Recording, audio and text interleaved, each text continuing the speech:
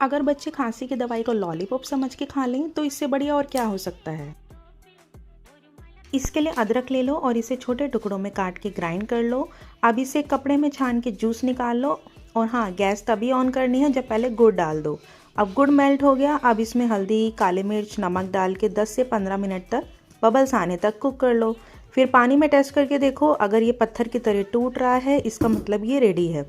अब एक ग्रीस की हुई प्लेट में स्टिक लगा के कैंडी बना लो और इस वीडियो को जल्दी से सेव और शेयर कर दो।